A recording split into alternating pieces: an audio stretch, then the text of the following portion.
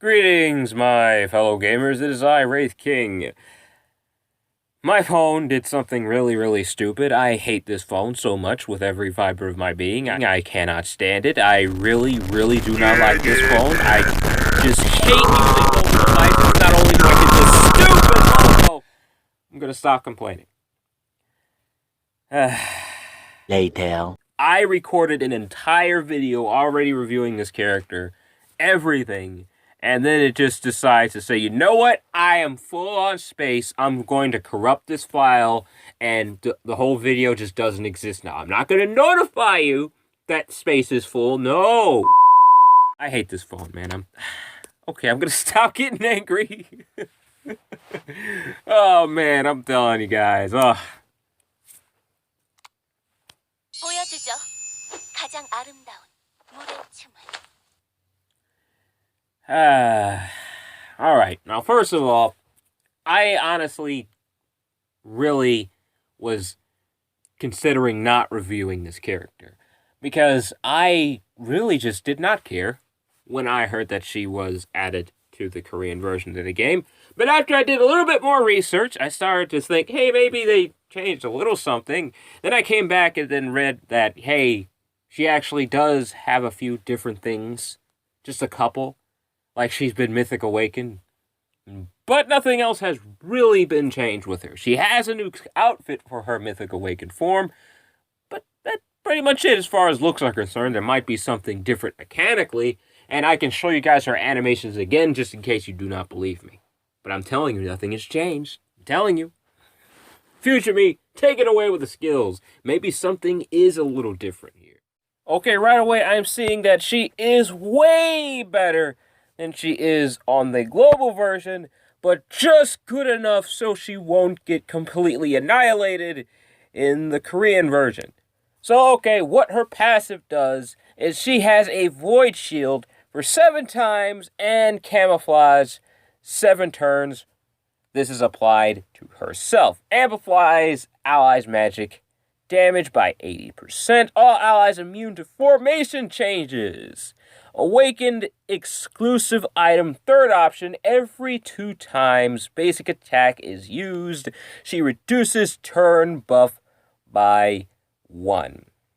On enemies, it says. It says it reduces enemies' turn buff by 1 turn. That's actually pretty powerful. And this is on basic, every 2 basic attacks, which is actually really strong. It'd be OP if it was every basic attack, but this in itself is pretty powerful. But that's all there is to her passive. Let's take a look at her first active ability, though, and what it transforms into. As for her first active, it does look like it does more damage, and that is fantastic. What this does is she deals 110% magic damage to 3 enemies 3 times sudden attack is applied. When this skill is upgraded, she deals 110 magic damage to 4 enemies 3 times. Critical hit and sudden attack will be applied. So, definitely an upgrade from her original form, but I do believe her transformation on the global version did do more damage for her first active ability. It did just an increased amount of damage. Here, it seems like the damage output is pretty much the same. Well, since it's critical when she's upgraded, of course it's going to do more, but the percentage is the same. That's what I'm trying to say here. But it's going to hit a lot harder because of the critical and sudden attack, both. That is actually pretty strong. Not strong enough to make her meta-breaking, though. But I'm not going to make any final judgment because, again, I have not seen her awakening skill. You guys know how it is here on the channel. I try my best not to judge a character until I see all their skills. So let's take a look at her awakening skill. Let's see what this does now. She transforms and gives herself a 7-hit Void Shield. I'm guessing this completely gives her shield back. Let's say her shield is gone when she transforms. This just gives it right back to her. And she has a Void skill for 2 times to herself. Chance trigger attack by 50%. Wait, what? Chance trigger attack by 50%. I think what it's trying to say is her counterattack chance is increased by 50%. At level 50, I mean, not 50, but 46. I'll get to what happens to her at level 50 in a minute, but at level 46, her counterattack chance goes from 50% to a 70% increase. At level 50, she reduces enemies' Mythic Awaken gauge by 100%. Now, this happens when she triggers her Awakening skill, when she transforms. So, her counterattack is increased, and the enemy's Mythic Awakening gauge is completely gone when this happens. So, this can be a complete game changer. That is if the AI uses her correctly, and 9 times out of 10, yes, that's probably not going to happen. She's probably going to use this, I'd say, probably mid-game. Maybe Awakening skills probably were already used by then, and everybody's it has been used up by then, usually. Sometimes there may be a few heroes that have not used their Mythic Awakening skill, mainly the heroes in the back, and you might want to worry about Delins a lot more. He's the one that's usually in the back. But he usually gets his Awakening skill off pretty quickly if he has speed attack and counterattack and all that kind of stuff on him. He usually ends up using his Mythic Awakening skill, and the same goes for Chris. All those heroes are the ones you want to worry about the most in this meta, and their Mythic Awakening skill is extremely deadly, and if the AI uses this at the right time, it can be pretty effective. So, right off the bat, this is actually pretty effective Awakening skill in the current meta right now, since Awakening abilities, Mythic Awakening abilities, are so powerful right now. Delins, his Mythic Awakening ability is devastating. It's a win condition in the meta right now. And the same can be said for Chris. His Mythic Awakening skill is more of a single-use thing, but it's still extremely devastating. If you can stop that from happening at the right time, that can be pretty powerful. So this is actually a pretty decent Mythic Awakening skill. Now, as for her Mythic Awaken attack, her Mythic Awaken basic attack, she deals 200% magic damage to one enemy, deals 80% piercing magic damage to 2 enemies 2 times before transformed. Deals 110% piercing magic damage to all enemies 2 times. That happens when she is transformed. So that's pretty powerful. Her Mythic Awaken item gives her plus 300 attack. Her counterattack chance is increased by 20%, so she pretty much just guarantees counter, really.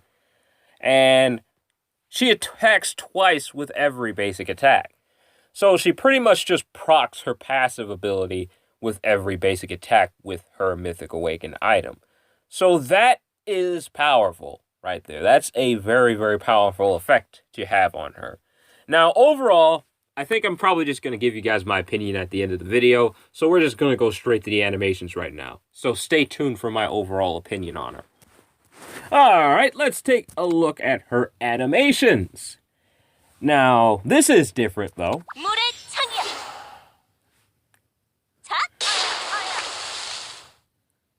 That's different.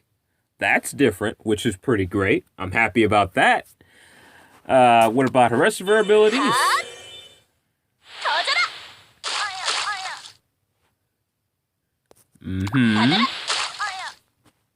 Alright.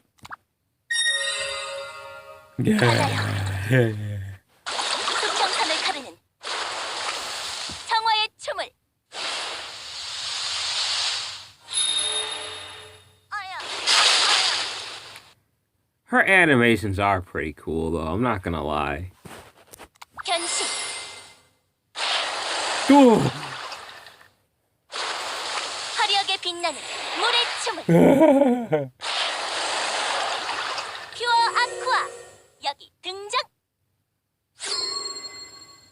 Now, let me just be completely honest here about the voice actress. She is much better here, in my opinion. I feel like she just works a lot better as a whole. I think she just sounds a little bit more like the character. When I'm looking at the character, this voice actress is just fantastic. compared to the one in the global version. But that's a small nitpick. It's a really, really small one. But yeah, I like this voice actress a lot more than the one on the global one. 너에게도 들려줄게.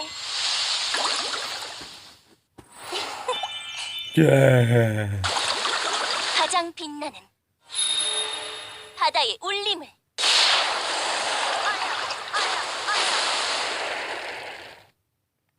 Man, she's still her same old Sailor Moon self. Great character. Really, really like her design. Really cool. But yeah, it doesn't look like much has changed with her animations, but maybe something is different with her skills. Future me, let them know your opinion. Well, my opinion is actually pretty simple, and I don't know whether it's going to be popular or not. Probably somewhere in the middle, really, because I don't think she's bad, but she is definitely not powerful enough to stand up against the titans that are Rudy and Dellins. Not Rudy, but Chris and Dellins. We will get a Rudy, though, I'm pretty sure, in the future. But anyway, getting back on subject, she is just nothing meta-changing. But let's say someone does have her, and then they throw her on, like, a magic team or something like that. Something that's, you know, just a straight DPS team. Might have, like, a Dellins in there. Might have Rudy or something like that. One or the other. Just have her on your team. I think she'll be fine. She won't be anything to consider a win condition, that's for certain. But she's fine. She's okay. But no, in no way is she going to break the game. She's not a game-breaking character. She's nothing groundbreaking is what I'm trying to say. But she's okay to have. So if you do have her, that's fine. Mythic Awaken her when you...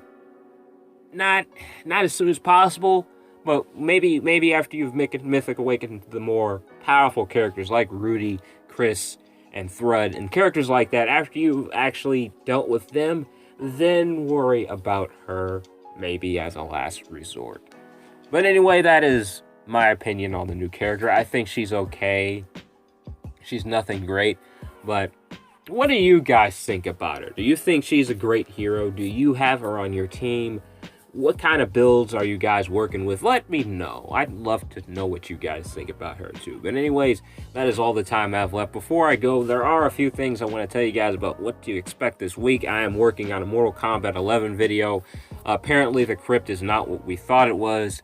Maybe you guys already knew, but me, I didn't know. There's a lot of RNG behind it. And you guys know how I feel about RNG. I don't like it. So yeah, look forward to my opinion on that a little bit later. Sometime in the future. I don't know when I'm going to upload the video on it. I haven't recorded, but uploading it is getting a little weird because the quality is always messing up. I'm trying to find a way to fix it.